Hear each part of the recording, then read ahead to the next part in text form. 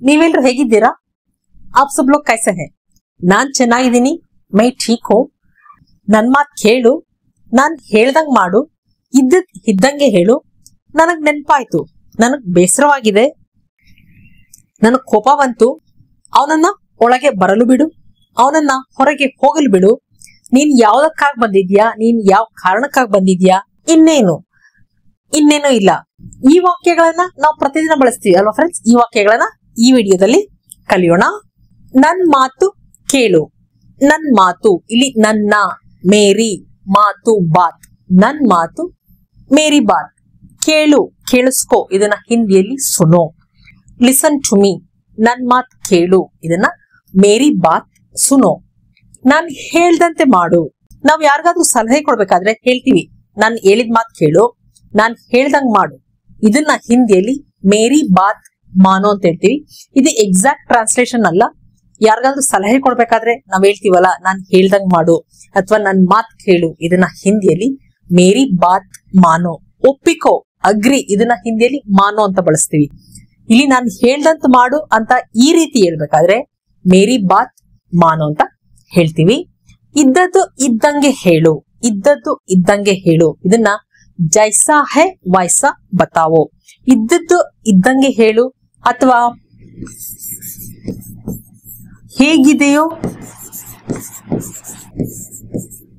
ಹಾಗೆ ಹೇಳು. ಇದ್ದದ್ದು ಇದ್ದಂಗೆ ಹೇಳು, ಟೆಲ್ ಆಸ್ ಇಟ್ ಇಸ್. ಹೇಗಿದೆಯೋ ಹಾಗೆ ಹೇಳು, ಇದನ್ನ ಜೈಸಾ ಹೈ ವೈಸಾ ಬತಾವೋ. ಜೈಸಾ, ಕೈಸಾ, ಇದನ್ನ ಹಿಂದಿಯಲ್ಲಿ ಹೇಗೆ. ಹೇಗೆ ಅನ್ನೋದನ್ನ ನಾವು ಕೈಸೆ, ಕೈಸಾ, ಕೈಸಿ. ಅದೇ ತರ ಜೈಸೆ, ಜೈಸಾ, ಜೈಸಿ ಅಂತ ಬಳಸ್ತೀವಿ. ಹೇಗೆ, ಇದನ್ನ ನಾವು ವಾಕ್ಯಕ್ಕನುಗುಣವಾಗಿ, ವಾಕ್ಯದ ಅರ್ಥಕ್ಕನುಗುಣವಾಗಿ ನಾವು ಕೈಸೆ, ಜೈಸೆ ಅಂತ ಬಳಸ್ತೀವಿ. ಇಲ್ಲಿ ಕೈಸೆ ಅಂತನಾದ್ರೂ ಬಳಸ್ಬೋದು, ಕೈಸಿ, ಕೈಸಾ ಅಂತನಾದ್ರೂ ಬಳಸ್ಬೋದು. ಇಲ್ಲಿ ಜೈಸೆ, ಜೈಸಾ, ಜೈಸಿ ವಾಕ್ಯಕ್ಕನುಗುಣವಾಗಿ ಬಳಸ್ತೀವಿ. ಇಲ್ಲಿ ಜೈಸಾ ಹೈ, ಇದನ್ನ ಹೇಗಿದೆಯೋ. ವೈಸಾ, ಹಾಗೆ. ವೈಸಾ, ಹಾಗೆ. ಐಸಾ, ಹೀಗೆ ಅಂತ ಹೇಳ್ಬೇಕಾದ್ರೆ ಐಸಾ ಅಂತ ಬಳಸ್ತೀವಿ. ಐಸಾ. ಹೇಗಿದೆಯೋ ಹಾಗೆ ಹೇಳು. ಇದ್ದದ್ದು ಇದ್ದಂಗೆ ಹೇಳು, ಇದನ್ನ ಹಿಂದಿಯಲ್ಲಿ ಜೈಸಾ ಹೇ ವೈಸಾ ಬತಾವೋ. ಇಲ್ಲಿ ಹೇಳು, ಇದನ್ನ ಬೋಲೋ ಅಂತನಾದ್ರೂ ಹೇಳ್ಬೋದು, ಬತಾವೋ ಅಂತನಾದ್ರೂ ಹೇಳ್ಬೋದು. ಇದ್ದದ್ದು ಇದ್ದಂಗೆ ಹೇಳು ಅಥವಾ ಹೇಗಿದೆಯೋ ಹಾಗೆ ಹೇಳು.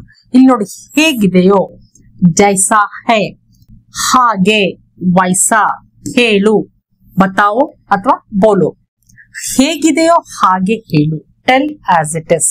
ಇದನ್ನ ಹಿಂದಿಯಲ್ಲಿ ಜೈಸಾ ಹೇ ವೈಸಾ ಬತಾವೋ ಅಥವಾ ಜೈಸಾ ಹೈ ವೈಸಾ ಬೋಲೋ ಅಂತ ಹೇಳ್ತೀವಿ. ನನಗ್ ನೆನಪಾಯ್ತು ಅಥವಾ ನನಗ್ ನೆನಪ್ ಬಂತು. ನನಗೆ, ಮುಜೆ. ನೆನಪು, ಇದನ್ನ ಯಾದ್. ನೆನಪು, ಯಾದ್. ಬಂತು ಅಥವಾ ಆಯಿತು, ಇದನ್ನ ಆಯಾ. ನನಗ್ ನೆನಪಾಯ್ತು ಅಥವಾ ನನಗ್ ನೆನಪ್ ಬಂತು, ಇದನ್ನ ಮುಜೆ ಯಾದ್ ಆಯಾ. ಮುಜೆ ಯಾದ್ ಆಯಾ ಅಂತ ಹೇಳ್ತೀವಿ. ನನಗೆ ಬೇಸರವಾಗಿದೆ ಅಥವಾ ನನಗ್ ಬೇಜಾರಾಗಿದೆ. ಈಗ ಮನೇಲಿ ಏನಾದ್ರೂ ಸ್ವಲ್ಪ ಪ್ರಾಬ್ಲಮ್ ಆಗುತ್ತೆ, ಆಗ ಮನೇಲಿ ಇರೋದಕ್ಕೆ ನಿಮ್ಗೆ ಬೇಜಾರಾಗುತ್ತೆ. ಅವಾಗ ಏನಂತ ಹೇಳ್ತೀರಾ? ನನಗ್ ಬೇಸರವಾಗಿದೆ ಅಥವಾ ನನಗ್ ಬೇಜಾರಾಗಿದೆ. ಇವನಿಂದ ಅಥವಾ ಇವಳಿಂದ ನನಗ್ ತುಂಬಾ ಬೇಸರವಾಗಿದೆ ಅಥವಾ ಬೇಜಾರಾಗಿದೆ. ಈ ಅರ್ಥದಲ್ಲಿ ಹೇಳ್ಬೇಕಾದ್ರೆ ಹಿಂದಿಯಲ್ಲಿ ಮೈ ತಂಗ್ ಆ ಗಯಾ ಹೂ ಪುಲ್ಲಿಂಗದಲ್ಲಿ ಹೇಳ್ತೀವಿ. ಮೈ ತಂಗ್ ಆ ಗಯಿ ಹೂ ಸ್ತ್ರೀಲಿಂಗದಲ್ಲಿ. ಹುಡುಗ ಆದ್ರೆ ಏನಂತ ಹೇಳ್ತಾನೆ?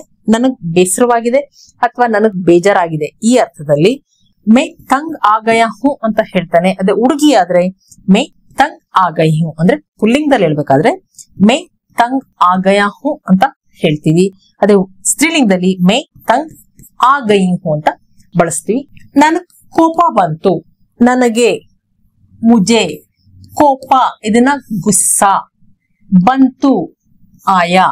ನನಗ್ ಕೋಪ ಬಂತು, ಇದನ್ನ ಮುಜೆ ಗುಸ್ಸಾ ಆಯಾ. ಮುಜೆ ಗುಸ್ಸಾ ಆಯಾ. ಅವನನ್ನ ಒಳಗೆ ಬರಲು ಬಿಡು. ಅವನನ್ನು ಅಥವಾ ಅವಳನ್ನು ಉಸೆ ಅಥವಾ ಉಸ್ಕೋ ಅಂತನಾದ್ರೂ ಹೇಳ್ಬೋದು. ಉಸೆ ಅಥವಾ ಉಸ್ಕೋ. ಒಳಗೆ ಇದನ್ನ ಅಂದರ್. ಬರಲು ಬಿಡು, ಆನೆ ದೋ. ಬಾ ಆವೋ, ಬರಲು ಬಿಡು ಅಂತ ಹೇಳ್ಬೇಕಾದ್ರೆ ಆನೆ ದೋ. ಅವನನ್ನ ಅಥವಾ ಅವಳನ್ನ ಒಳಗೆ ಬರಲು ಬಿಡು, ಅದನ್ನ ಉಸೆ ಅಥವಾ ಉಸ್ಕೋ. ಅಂದರ್ ಆನೆ ದೋ. ಇದೇ ರೀತಿ ಅವನನ್ನ ಹೊರಗೆ ಹೋಗಲು ಬಿಡು, ಅವನನ್ನು ಅಥವಾ ಅವಳನ್ನು ಉಸೆ ಅಥವಾ ಉಸ್ಕೋ. ಹೊರಗೆ ಬಾಹರ್, ಹೋಗಲು ಬಿಡು, ಹೋಗು ಜಾವೋ. ಹೋಗಲು ಬಿಡು ಅಂತ ಹೇಳಿದಾಗ ಜಾನೆ ದೋ. ಇಲ್ಲಿ ನೋಡಿ, ಬರಲು ಬಿಡು ಆನೆ ದೋ, ಹೋಗಲು ಬಿಡು ಜಾನೆ ದೋ, ತಿನ್ನಲು ಬಿಡು ಆಗ ಖಾನೆ ದೋ, ಓದಲು ಬಿಡು ಪಡನೆ ದೋ. ಯಾವುದೇ ಕ್ರಿಯಾಪದ ಆಗ್ಲಿ ಅದ್ರ ಜೊತೆ ಇಲ್ಲಿ ಬಿಡು ಬಿಡು ಅಂತ ನಾವು ಬಳಸ್ಬೇಕಾದ್ರೆ ಇಲ್ಲಿ ದೋ ದೋ ದೋ ಅಂತ ಬಳಸ್ತೀವಿ.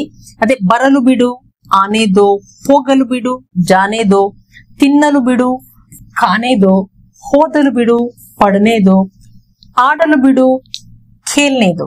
ಆಗ ಖೇಲ್ನೆ ದೋ ಅಂತ, ಖೇಲ್ನೆ ದೋ, ಖೇಲ್ನೆ ದೋ. ಇಲ್ಲಿ ನೋಡಿ, ನೇ ನೇ ಅಂತ ಬಳಸ್ತೀವಿ. ಯಾವುದೇ ಕ್ರಿಯಾಪದ ಆಗ್ಲಿ ಬರಲು ಬಿಡು, ಹೋಗಲು ಬಿಡು, ತಿನ್ನಲು ಬಿಡು, ಆಡಲು ಬಿಡು, ಓದಲು ಬಿಡು, ಬರೆಯಲು ಬಿಡು ಅಂತ ಹೇಳ್ಬೇಕಾದ್ರೆ ಆ ಕ್ರಿಯಾಪದ ಜೊತೆ ನಾವು ನೇ ನೇ ಅಂತ ಬಳಸ್ತೀವಿ. ಆಗ ಬಿಡು ಅನ್ನೋದನ್ನ ದೋ ಅಂತ ಬಳಸ್ತೀವಿ. ನೀನು ಯಾವ್ದಕ್ಕಾಗಿ ಬಂದಿದ್ಯಾ ಅಥವಾ ನೀನು ಯಾಕಾಗಿ ಬಂದಿದ್ಯಾ. ನೀನು ತುಮ್, ಯಾವ್ದಕ್ಕಾಗಿ ಅಥವಾ ಯಾಕಾಗಿ. ಕಿಸ್ ಲಿಯೇ, ಗಾಗಿ ಅನ್ನೋದನ್ನ ನಾವು ಲಿಯೇ ಅಂತ ಬಳಸ್ತೀವಿ ಹಿಂದಿಲಿ. ಯಾವುದಕ್ಕಾಗಿ ಅಥವಾ ಯಾಕಾಗಿ ಇದನ್ನ ಕಿಸ್ ಲಿಯೇ. ಬಂದಿದ್ದೀಯಾ ಆಯೆ ಹೋ. ಇಲ್ಲಿ ನೋಡಿ, ನೀನು ಇದ್ದೀಯಾ, ನೀನು ತುಮ್ ಇದ್ದೀಯಾ ಅಂತ ಬಳಸಿದಾಗ ಇಲ್ಲಿ ಹೋ ಅಂತ ಬಳಸ್ತೀವಿ. ಬಂದಿದ್ದೀಯಾ ಆಯೆ ಹೋ, ಹೋಗಿದ್ದೀಯಾ ಗಯೆ ಹೋ, ತಿಂದಿದ್ದೀಯಾ ಕಾಯೆ ಹೋ. ಇಲ್ಲಿ ಇದ್ದೀಯಾ ಅಂತ ಹೇಳ್ಬೇಕಾದ್ರೆ ಏಕವಚನದಲ್ಲಿ ಹೋ ಅಂತ ಬಳಸ್ತೀವಿ. ಅಂದ್ರೆ ನೀನು ಅಂತ ಬಳಸಿದಾಗ ಇಲ್ಲಿ ನಾವು ತುಮ್ ಅಂತ ಬಳಸ್ತೀವಿ. ಇದ್ದೀಯಾ ಅಂತ ಬಳಸಿದಾಗ ಇಲ್ಲಿ ಹೋ ಅಂತ ಬಳಸ್ತೀವಿ ಏಕವಚನದಲ್ಲಿ. ನೀನು ಯಾವ್ದಕ್ಕಾಗಿ ಬಂದಿದ್ಯಾ ಅಥವಾ ನೀನು ಯಾಕಾಗಿ ಬಂದಿದ್ಯಾ. ತುಮ್ ಕಿಸ್ ಲಿಯೇ ಆಯೆ ಹೋ, ನೀನು ಯಾವ ಕಾರಣಕ್ಕಾಗಿ ಬಂದಿದ್ಯಾ. ಆಗ ಕಿಸ್ ಕಾರಣ್ ಸೆ, ಕಾರಣ ಇದನ್ನ ಹಿಂದಿಲಿ ಕಾರಣ್, ಕಾರಣ್ ಕಾರಣ ಇದನ್ನ ಹಿಂದಿಲಿ ಕಾರಣ್. ಕಿಸ್ ಕಾರಣ್ ಸೆ ಆಯೆ ಹೋ, ಯಾವ ಕಾರಣಕ್ಕಾಗಿ ಬಂದಿದ್ಯಾ. ಕಿಸ್ ಕಾರಣ್ ಸೆ ಆಯೆ ಹೋ ಅಂತ ಹೇಳ್ತೀವಿ. ಇಲ್ಲಿ ನೀನು ಯಾವ್ದಕ್ಕಾಗಿ ಬಂದಿದ್ಯಾ ಅಥವಾ ನೀನು ಯಾಕಾಗಿ ಬಂದಿದ್ಯಾ ಇದನ್ನ ತುಮ್ ಕಿಸ್ ಲಿಯೇ ಆಯೆ ಹೋ. ಇದನ್ನೇ ನಾವು ಗೌರವದಿಂದ ಹೇಳ್ಬೇಕಾದ್ರೆ ನೀವು ಯಾವ ಕಾರಣಕ್ಕಾಗಿ ಬಂದಿದ್ದೀರಾ.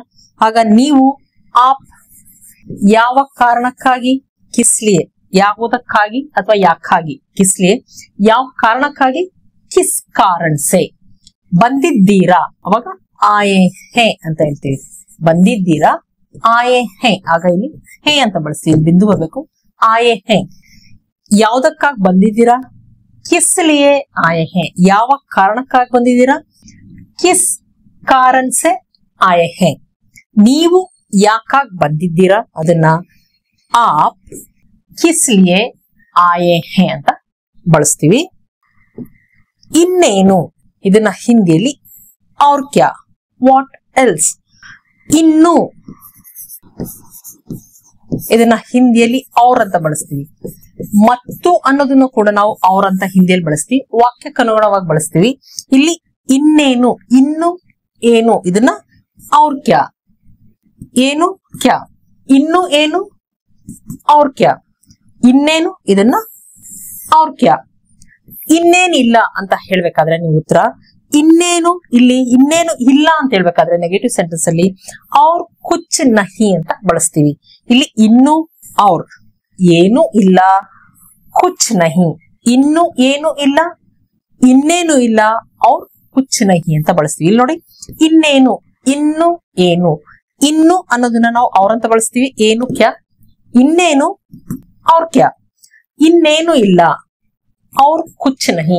ಇಲ್ಲಿ ಇನ್ನು ಔರ್ ಏನು ಇಲ್ಲ, ಏನು ಅಂತ ನಾವು ಬಳಸಬೇಕಾದ್ರೆ ನೆಗೆಟಿವ್ ಸೆಂಟೆನ್ಸ್ ಅಲ್ಲಿ ಏನು, ಆಗ ಏನು ಇಲ್ಲ ಅನ್ನೋದನ್ನ ಕುಚ್ ನಹಿ ಇನ್ನೇನು ಇಲ್ಲ, और कुछ नहीं. ಇನ್ನೇನು और क्या.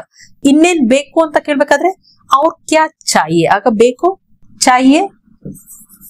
ಇನ್ನೇನ್ ಬೇಕು और क्या चाहिए. ಇನ್ನೇನು ಬೇಡ ಅಂತ ಹೇಳ್ಬೇಕಾದ್ರೆ और कुछ नहीं चाहिए. ಇನ್ನೇನು ಬೇಡ, ಬೇಡ नहीं चाहिए. ಇಲ್ಲಿ ಬೇಕು चाहिए, ಬೇಡ नहीं चाहिए, नहीं चाहिए. ಇನ್ನೇನು ಬೇಡ ಅಂತ ಹೇಳ್ಬೇಕಾದ್ರೆ और कुछ नहीं चाहिए, और कुछ नहीं चाहिए ಅಂತ ಬಳಸ್ತೀವಿ. ಇಲ್ಲಿ ಇನ್ನೇನು और क्या, ಇನ್ನೇನು ಇಲ್ಲ और कुछ नहीं. ಫ್ರೆಂಡ್ಸ್, ಇಷ್ಟೆಲ್ಲ ಅರ್ಥ ಆಗಿದೆ ಅನ್ಕೊಂಡಿದ್ದೀನಿ. ನಿಮಗೇನಾದ್ರೂ ವಿಡಿಯೋ ಇಷ್ಟ ಆದಲ್ಲಿ ಲೈಕ್ ಬಟನ್ ಪ್ರೆಸ್ ಮಾಡಿ, ಕಮೆಂಟ್ ಕೂಡ ಮಾಡಿ. ಮತ್ತೆ ಮುಂದಿನ ವಿಡಿಯೋದಲ್ಲಿ ಸಿಗೋಣ. Thank you.